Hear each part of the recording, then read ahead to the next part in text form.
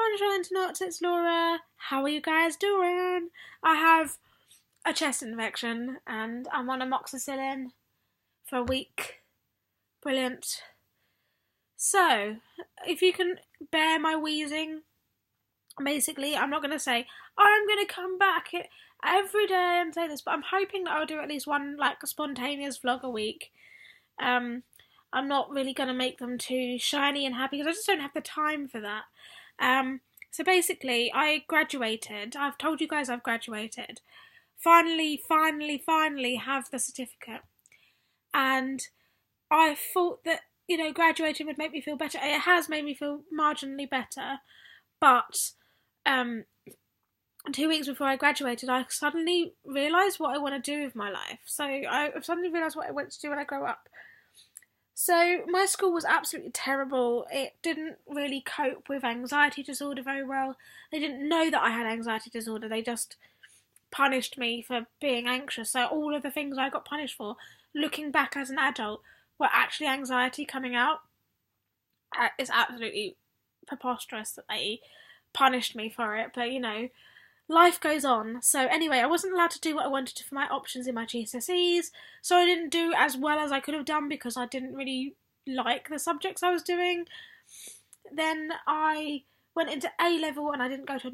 my biggest mistake was not going to a different school for sixth form or college, because my school basically...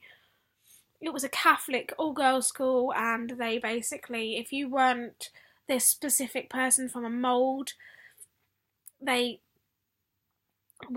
just didn't like you. So what I was thinking of doing was staying there. So I didn't want to go to any interviews or anything, and I went to the sixth form there, and the stuff I wanted to do, they didn't let me do. So anyway, because they put it all in the same time block on the time thing. Oh, but we didn't think anyone would want to do those subjects together. You knew full well before I even left year 11 that I wanted to do these subjects in sixth form, but I was just one person that you didn't give a shit about, so you don't care. So basically, I couldn't do chemistry, I couldn't do textiles, I couldn't do a lot of the things. So they put German and physics together at the same time, so there was only 3 people in A-level physics, and we all had to do it during our lunch hour because they basically messed up the timetable so bad. So in the DEF, I ended up not doing a couple of subjects I wanted to do, like chemistry. So I ended up doing English literature, which I decided on the day. Got to the class, and the teacher was like, "Oh, you haven't done the homework that I set over the summer." I was like, I didn't even know there was homework. I literally picked this subject today. And I only picked the subject because, 1, I like reading, and 2, my best friend is in the class. So that's why I picked the subject.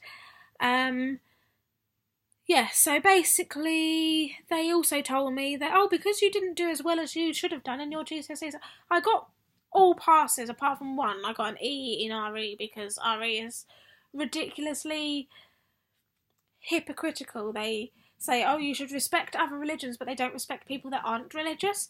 And then when I pointed that out, I didn't pass because I couldn't get into the mindset of, you have to have a religion. No, I couldn't understand that, and I don't begrudge people having religions. It's not for me, And so I basically took this subject up, and that teacher hated me. She had a personal vendetta against me. She didn't think I had anxiety. She just basically dragged me in front of the class, made me do so many things that were awful, like reading Othello out loud the day that I had my retainer braces put in. That was hard. Also, she just was awful. And she made my life a living hell to the point where I didn't eat. And then I was weighing myself every day, hoping I'd lose weight. So, looking back as an adult, that was definitely some sort of eating disorder brewing there. And I also used to hide in the toilets because she would come and hunt you down on lunchtime and have a go at you for whatever you were doing, like if you were eating the wrong kind of thing or something, I don't know. And she was horrible to my best friend as well. It was just awful. Anyway, I did an extra GCSE during A-levels. I did French GCSE because I wasn't allowed to do French and German at the same time as at GCSE. So, yeah, I was doing GCSE French while I was doing A-level German.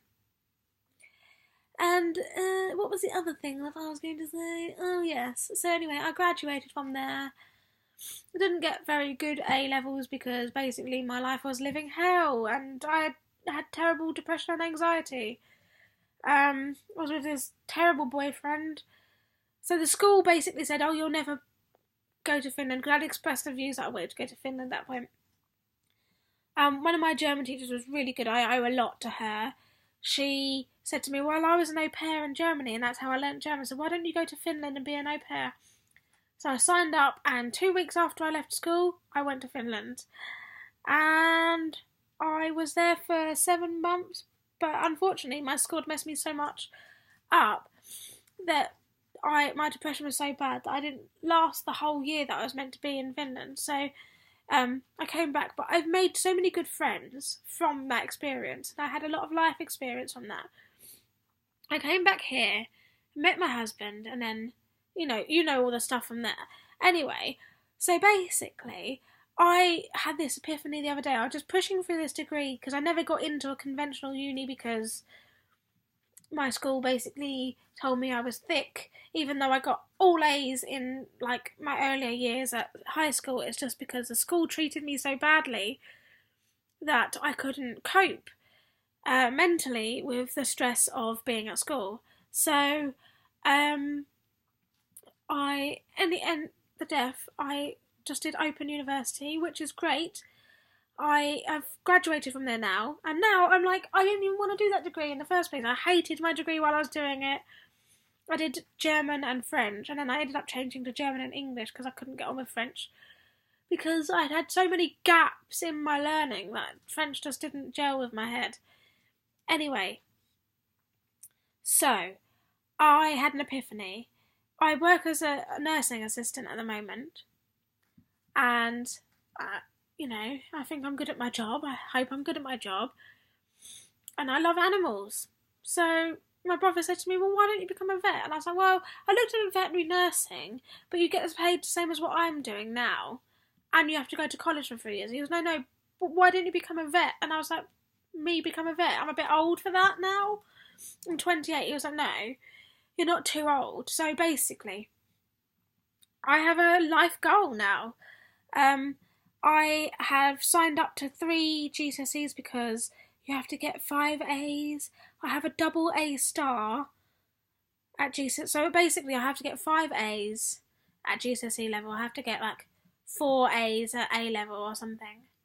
And then I can get into the uni, hopefully. So I'm signed up to 3 GCSEs. So that should, if I get A's in all of them, I should, I'm doing GCSEs and I've got a degree. So basically if I get A's in them, then I can do the A-levels. I need to do biology and chemistry A-level. And then I need to do, that's it. Then I can get into this course, hopefully. And it's a goal. It's a goal. So hopefully I could be a vet by the time I'm 35, which is good. I mean, I remember once I saw a registrar and she was in her 40s, a junior doctor. She was in her 40s, so you're never really too old to do stuff. So I onwards and upwards, trying not to die of this cold at the moment. But yeah, I hopefully will vlog every week. I'm just, at the moment there's nothing much to say other than I graduated and now I've decided I want to do something else. So I'm doing my GCSEs again. Basically the moral of the story is, if you're not happy in a school, I don't blame my parents for this at all, but I think you should change schools. It's just the way it is. I think I should have changed school. My school was awful. Looking back on it, it's quite funny how awful it was. But I'm a grown-up and basically I want to go to my alumni meet-up with my school at some point and be like, yo, bitches, I'm a vet. So that's how I want to, I don't know, that's why I pushed to do my degree even though I hated it, because I was always like, I want to get this degree because I said I'd never get it. And so now I want to become a vet. And, do you know what, it's not even because they said I'd never get it. It's because I want it. And that's the most important thing, is that I want to be a vet. I love animals. I'm a little bit nervous about the whole euthanasia of animals thing, but working in nursing and you see people struggling as they're dying, and yeah, it's kind of a very, very grey area, but I kind of understand it. So anyway, that's besides the point. I'm going to tell you about my dream last night. So I'm ill, as you can tell, and I'm on antibiotics, and I don't know if I was delirious, but I've had one of the weirdest dreams I've ever had last night.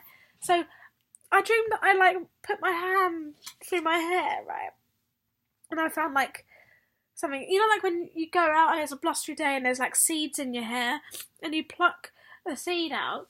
Anyway, I plucked this seed out. It was at the nape of my neck, and it was a praying mantis, a tiny one. And I kept plucking more praying mantises out of my hair. So I basically had an infestation of praying mantis in my hair. How weird is that? What does that symbolise? Does that symbolise that I'm a crazy lady that keeps praying mantis in my hair? I don't know. On that note, I'm going to go. Hopefully I will not die. Hopefully I will do another vlog next week. I'm trying to do it weekly, but you know what I'm like with my depression and my timescales and all that. Oh, by the way, I came off my citalopram, but that's a story for another video. So I'll see you guys soon. I don't know how soon, but soon. Okay, bye.